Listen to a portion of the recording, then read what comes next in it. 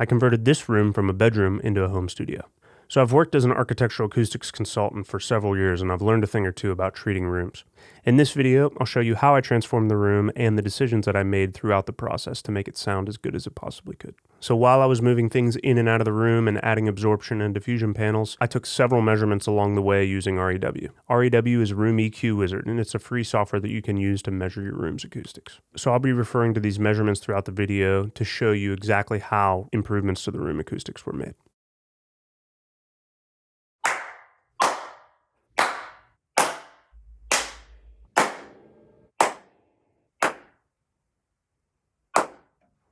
And there were two main techniques that I utilized while setting up this room. The first one is creating a reflection-free zone, or an RFZ. So after setting up my desk and my speakers and establishing my main listening position within the room, I looked at the geometry of how sound will emanate from the speakers to my ears. So there are two main types of sounds that will approach my ear from the speaker. There's direct sound that takes a direct path from the speaker to my ear, and then there's reflected sound, which goes from the speaker, reflecting off of a surface and going to my ear. And these first reflections, which are reflections that bounce off of one surface and come directly to my ear, are the strongest. They're the loudest because they haven't interacted with as many surfaces. As sound interacts with more surfaces, it decays in energy and it's not as loud, so it's not as important to tame. So really, if you want to get the biggest bang for your buck when treating a room, you want to work on taming those first reflections. And how do you figure out where those first reflections are? So sound will bounce off of a surface and reflect like a billiard ball does. So the angle that it hits the surface is the angle that it will reflect off of the surface. So if you keep that in mind, you can imagine that sound is traveling from the speaker to a wall, bouncing off and approaching your ear. So visually, you can sit in your listening position and you can imagine where sound is going to come from the speaker off the wall to your ear. If you're struggling to visualize the path that sound takes, you can use a laser and a mirror. If you take the laser at the speaker, you put the mirror on the wall, and then you sit in your listening position. When the light from the laser hits your ear, you know that your mirror is in the spot on the wall where there will be first reflection. I didn't end up using the mirror method in this case. I just eyeballed it, and I wanted to tame the first reflections off of the wall. So I tamed the first reflections on the side walls. I also tamed the first reflections on the front walls. In the future, I would like to get more absorption panels, and I want to tame more of the first reflections off of the ceiling. So in this case, I created a reflection-free zone, or an RFZ, for those first reflections off of the speakers. I did that by putting broadband absorption panels in these specific zones where the first reflections are the most prominent. The second method that I used is something called live end dead end, or LEDE, L-E-D-E. So you can imagine you have a shoebox shape, and you have the side walls that are longer than the front and the back walls. So you choose your front wall where your speakers are, and you choose that to be your dead end. And then the opposite end from that, your back wall, would be your live end. So what that does is when sound eventually hits the back wall, it's a live end. So there's not that much absorption relative to the other walls. Instead, we have diffusion panels on this wall. So diffusion panels are basically just reflection panels, but they're a specific type of reflection. So when sound reflects off of a flat surface, that angle of incidence, or that angle when it hits the wall, is going to equal the angle of reflection. So on a flat wall, it acts like a billiard ball. But you can imagine that if you have a billiard ball and it's going to hit a very, very bumpy surface, it will hit that surface and you don't know exactly where it's going to hit. It's a more random spraying of reflections. And that's what happens with diffusion panels. When sound hits it, it's not going to have clear reflections. It's going to have reflections that kind of spray out the sound. So you're not adding absorption to the back wall or the live end. You're adding diffusion. So you're not taming those reflections necessarily with the absorption. You're still keeping those reflections, but instead of having them be geometric in shape where they can bounce back and forth between the two walls, they're hitting that back wall and spraying. So I use these two methods of RFZ, reflection-free zone, and LEDE, or live end dead end, to enhance the sound as much as I could with the panels that I have. Here are the tools that I use to hang all of these. So here we are in REW. REW is great. We can have all kinds of different measurements that we can pull up, and there's all kinds of plots that we can look at to help us understand what is happening in our room. A lot of them are pretty. So let's take a look at the empty room. So here we have the SPL of the empty room.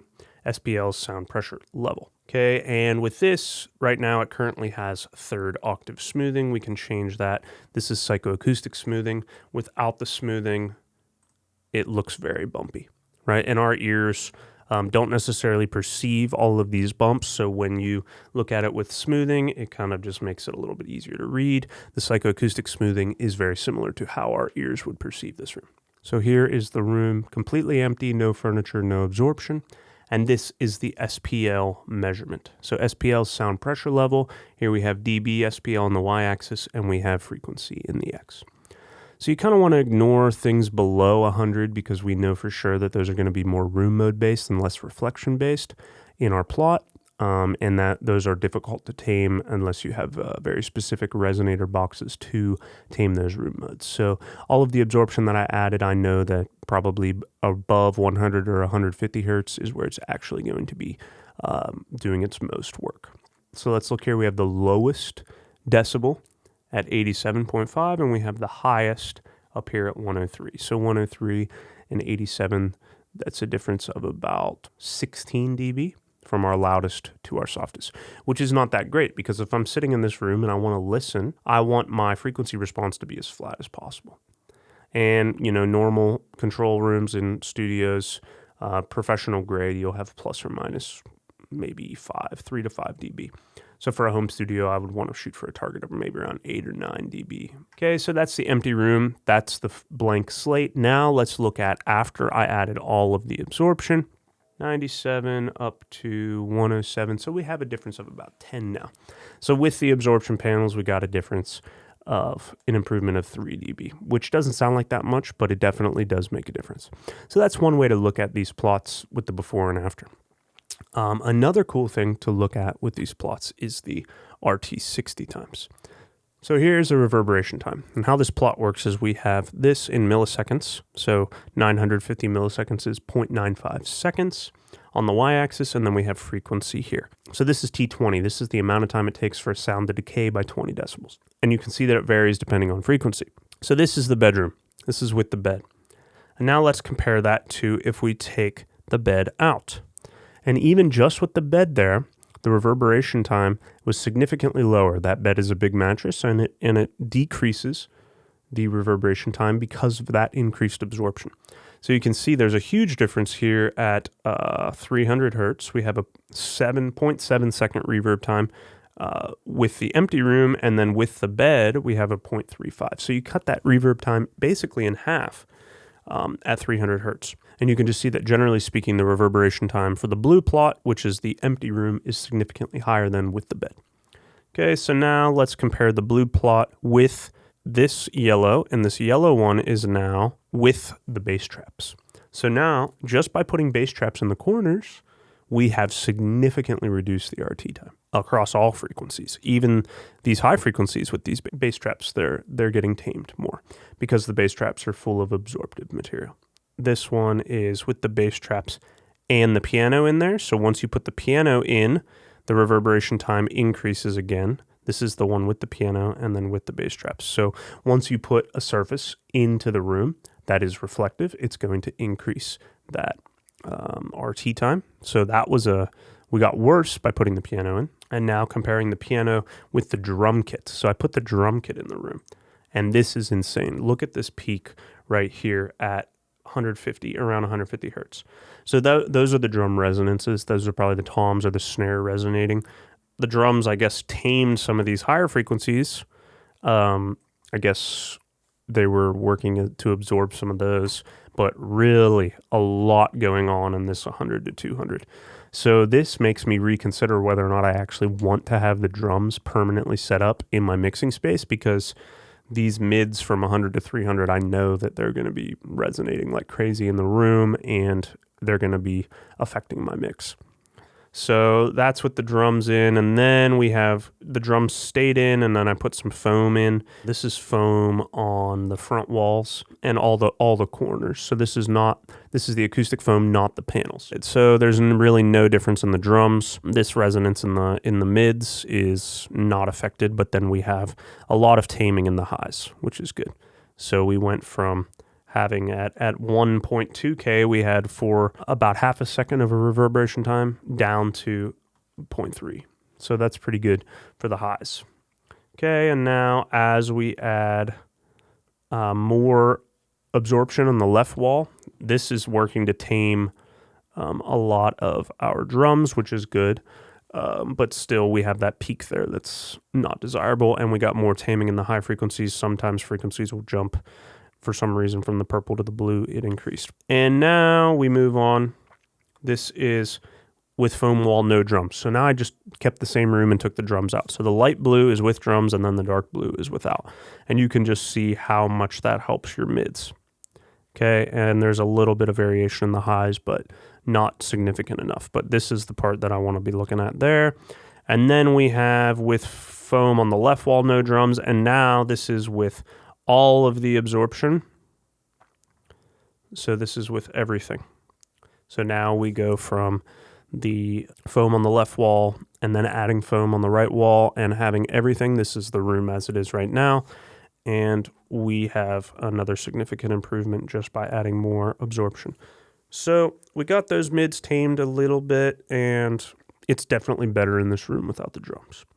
So now my final comparison, what I like to look at is, let's look at the empty room, which is in blue, versus the fully absorbed room. So now this is the reverberation time from the empty room to all of the absorption. And you can see there are significant differences. Everything below 100, there's not really much that you can do because that's where the room modes are most prominent. But above that, we can get a lot figured out. So here we have a difference of 0.47 seconds in the untreated room to 0.289 seconds at 125 hertz, which is good. The biggest difference is looking like maybe here at 2K. With the untreated room, we had a reverb time of approximately 0.7 seconds, and then with the treatment, we got that down to under 0.2 seconds for the 2K. This shows you that although the overall dB SPL leveling out was only a difference of 3, we still get a significantly less reverberation time with all of these panels. Going into this, I knew that I would not be able to tame the room modes with the panels that I have. So room modes are a different ballgame, and there is a nice free AMROC. It's a free room mode calculator. So what you can do is you can just type in your dimensions of your room, and what it gives you is the room modes that you should expect in your room. And there are 3 main types of room modes. There are axial room modes that go between 2 surfaces. There are tangential room modes that go between 4 surfaces, and there are oblique room modes that go between 6 surfaces. The ones that we care about the most are the axials because they only go between 2 surfaces. They're more powerful. They have less reflections. With the reflections, the sound loses energy. So with fewer reflections, the axial room modes are more prominent. So we can look here and we see that we have an axial room mode at 62 hertz, another axial room mode at 70. This is a tangential room mode, so it's less important. This is a tangential. We have another axial room mode here at 86. Tangential, oblique, tangential, axial 125. So there's a lot of room modes, but a lot of them that are most prominent tend to be below 150. And if you look at this, we have this thing called the Schroeder frequency. And this is, with these room dimensions, 178 hertz. So what that tells you is everything below 178 hertz are going to be more prominent with the room modes. Everything above 178 hertz are going to be more prominent with the reflection of the room. And you can see they have this little definition right here. The room shifts from distinct resonances to a more diffuse reverberant field around that SF, Schroeder frequency. So below that, you want to concern yourself more with room modes. Above that, you want to concern yourself more with the diffuse field and the reverberations in the room. So the panels that I installed in this room deal more with the above the Schroeder frequency and less below. If you want to tame specific room modes, one of the most effective ways is to use pressure-based Helmholtz resonators. And these are basically like if you blow over a glass bottle that's empty and it has that pitch, it's a similar idea to that, but that resonator body is tuned to a specific frequency. And when a sound plays in the room that is with that resonant frequency, it will basically capture that frequency and tame it so that it doesn't exist in the room. So if I wanted to be super specific with these resonant frequencies, I would build a Helmholtz resonator that's tuned to these room modes, and then that would effectively tame them. I was fortunate that I had a friend who was cleaning out his studio, and he gave me a great deal on all of these panels that I have. But I did a little bit of research on them and found their links and what their prices would be, and here they are. So I have these D-Fi absorption panels that come in at about $900, and that is right here. So these are the absorbers. This is a 4-column row kit. You can get single width or double width. They come with these wood panels here that help you to frame them. Then we have these foam panels. I have 2 types. These Troy Studio foam panels. They're pretty cheap on Amazon to buy a pack there. And then there's also these Sound Assured acoustic foam wedges. Okay, so that's all the absorption. And then there are these bass traps from GIK Acoustics. These are the tri-traps. So you can see that they are good to fit in the corner of a room. And these are the GIKs. 2 of those run you about $500. And then the Tri-Studio diffuser panels. These look like this. They're just these plastic panels that have a bunch of different bumps, and they diffuse the sound. And then I had to buy some command strips, some drywall anchors and screws. That ran me around $100. So here's all the tools I use. I had a drill bit set and a drill and a tape measure, a level, hammer. I bought a anchor and screw set from Walmart and some duct tape and some command strips to help hang the foam. The foam is light enough so they work with command strips.